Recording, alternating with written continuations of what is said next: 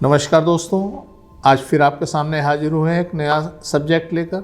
दोस्तों, धीरे धीरे ना ये सब बढ़ता चला जा रहा है कि परिवारों में सामंजस्य नहीं है, परिवारों में सहमति नहीं होती और गृह क्लेश की घटनाएं बढ़ती चली जा रही हैं और कई बार तो ऐसी सीमा तक पहुंच जाता है जो संभालने लायक नहीं होता और दोस्तों बड़े सारे हादसे हो जाते हैं। तो दोस्तों, आज हम इसी पे चर्चा करते हैं आपके साथ। तो चलते हैं अगली कड़ी में।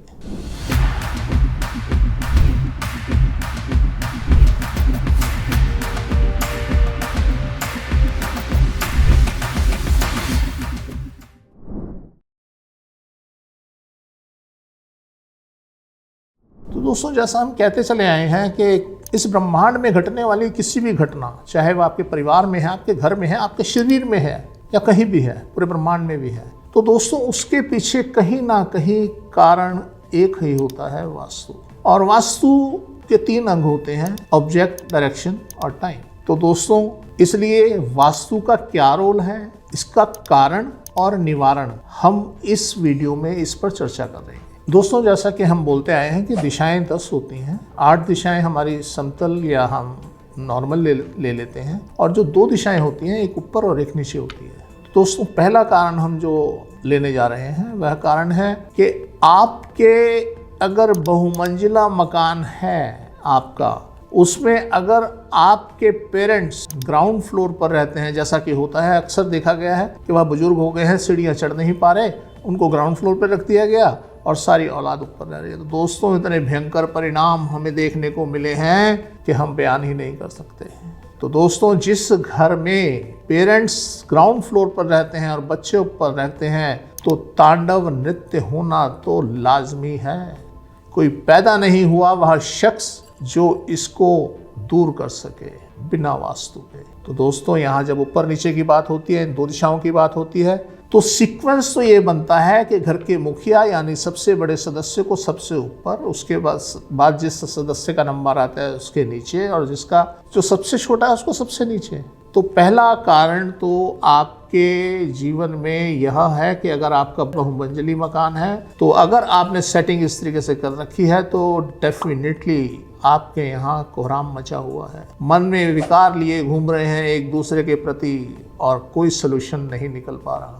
तो दोस्तों, इसकी व्यवस्था जैसे सीक्वेंस बताया गया है वैसे करें। अगर आपके पास कहीं जगह है तो उसमें अगर पेरेंट्स को ऊपर भेजना है, मदर फादर को ऊपर भेजना है, तो उसमें लिफ्ट लगवा लें। और एक लिफ्ट के खर्चे के हिसाब से जो आपके घर का क्लेश है उसकी सीमा बहुत कम है। थोड़े से खर्चे में, थोड़े से उपाय में आपका सारा काम होता है। और आप देखेंगे कि जिस दिन वो ऊपर गए, 2, 4, 5, 10 दिन में ही आपके जीवन में परिवर्तन आने शुरू हो गए। तो दोस्तों, ये तो थी एक वजह। अब हम आगे बढ़ते हैं दूसरी वजह पर। दोस्तों, दूसरी वजह है, कई बार क्या होता है, बड़ा भ्रम लोगों में पैदा हो जाता है कि जी साउथ में रहने वाला तो डोमिनेट करता है और जो लेडीज और आपकी संतान होती है वह इस तथ्य को अनुसरण करते हुए साउथ में अपना बेडरूम बना लेते हैं और मदर फादर को दूसरी जगह ईस्ट में या नॉर्थ में या वेस्ट में कहीं भी उनका बेडरूम बना देते हैं। दोस्तों, बहुत जगह देखा, नक्शे बने, नया मकान बना, बहुत बढ़िया मकान बना, महल बना और उसमें यह व्यवस्था कर दी गई।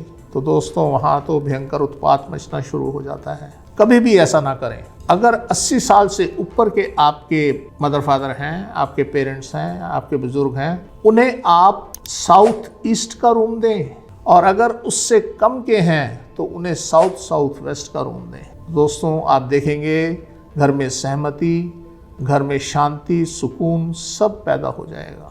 और दोस्तों, अगर कहीं आप और आपकी मिसेस साउथ के रूम में सो रहे हैं तो दोस्तों लाइफ हेल हो जाएगी और मिसेस जो है वह कुछ नहीं सोच पाएंगी सिवाय झगड़ों के और झंझटों के।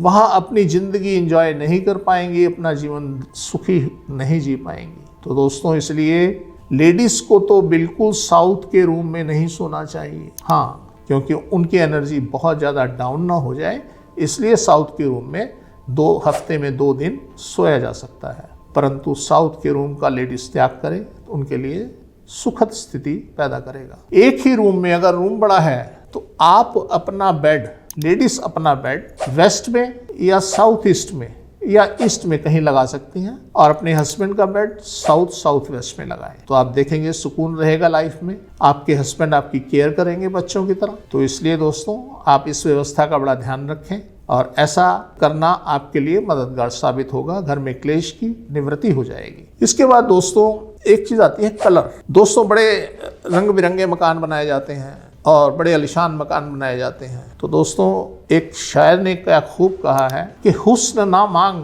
मेरे दोस्त, हुस्न ना मांग नसीब मांग है दोस्त। हुस्न वाले तो अक्सर नसीब वालों के गुलाम हुआ करते हैं। तो दोस्तों मकान वास्तु सम्मत होना महत्वपूर्ण है, भव्य और आलीशान होना महत्वपूर्ण नहीं है। और अगर दोनों चीजें आपने अडॉप्ट कर ली, भव्यता भी और वास्तु भी, तो कहना ही क्या, जीवन स्वर्ग बन जाएगा। तो दोस्तों अब आती है बारी कलर की कि आप कलर कैसे करें। तो दोस्तों बहुत ज़्यादा तड़क भड़क वाले कलर घर में ना करें, हल्के कलर रखें। ग्रीन कलर का ज़्यादा प्रयोग करें, ब्लू कलर का ज़्यादा प्रयोग करें, स्काई ब्लू का ज़्यादा प्रयोग करें, रेड कलर का कम से कम, ब्लैक कलर का बिल्कुल भी नहीं। तो इस तरीके के कलर आपको घर में मैनेज करने चाहिए। अब दोस्तों बारी आती है आगे ड्राइंग रूम की। हम अगर ड्राइंग रूम की बात करें तो ड्राइंग रूम, जिस घर का ड्राइंग रूम दक्षिण दिशा में है, साउथ में है, वहां तो विवाद होना निश्चित है। दक्षिण दिशा में ड्राइंग रूम का मतलब है सब लोग सहमति और उल्लास के लिए वहां बैठते हैं, और जैसे ही वहां बैठेंगे तनाव, टेंशन और झगड़े की परिकल्पना करना बहुत आसान हो जाएगा। तो इसलिए दोस्तों अगर ड्राइंग रूम आपका साउथ में है तो वहां बैठ के मंत्रणा ना करें, और कोशिश करें किसी तरीके से रूम बदल दें, ड्राइंग रूम को नॉर्थ में लाएं, ईस्ट में लाएं। साउथ का ड्राइंग रूम एक कारण बन सकता है ग्रह क्लेश का। इसी तरह दोस्तों अगर आपकी एंट्रेंस साउथ डायरेक्शन है, साउथ डायरेक्शन एंट्रेंस अगर आपका घर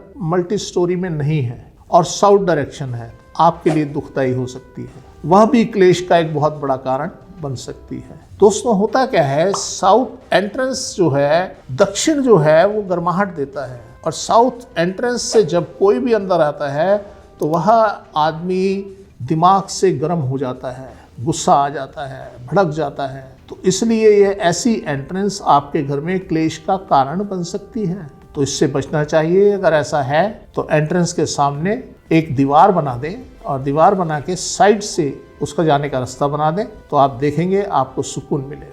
और अगर यही एंट्रेंस आपकी मल्टी स्टोरी में है तो दोस्तों ये तो एंट्रेंस आपकी बहुत बढ़िया हो जाएगी। मल्टी स्टोरी बिल्डिंग्स के अंदर एंट्रेंस जो है वो एंट्रेंस लॉबी में, लिफ्ट लॉबी में खुलती है।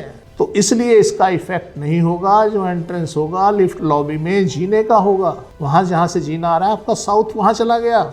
हमने दोस्तों बहुत हाउस देखे, हमें अक्सर वही लोग बुलाते हैं जो जिनका घर नॉर्थ फेसिंग होता है, वही त्रास भुगत रहे होते हैं।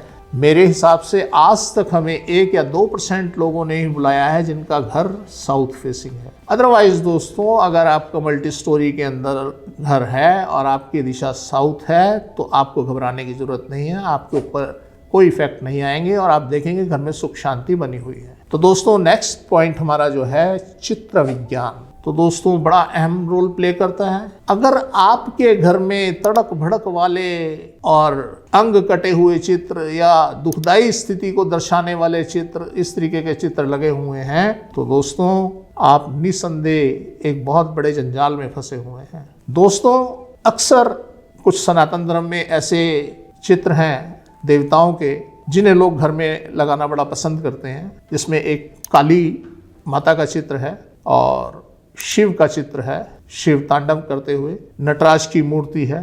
तो इस तरीके से कुछ चित्र जो हैं ये घर में नहीं लगाने चाहिए दोस्तों, ये क्लेश का कारण बनते हैं। इनसे जो इनकी वाइब्स निकलती हैं आपको इफेक्ट करती हैं, आपको भड़काती हैं, और कहीं आप इनकी पूजा कर रहे हैं फिर तो निश्चित कर लीजिए कि आपके साथ ऐसा होगा ही।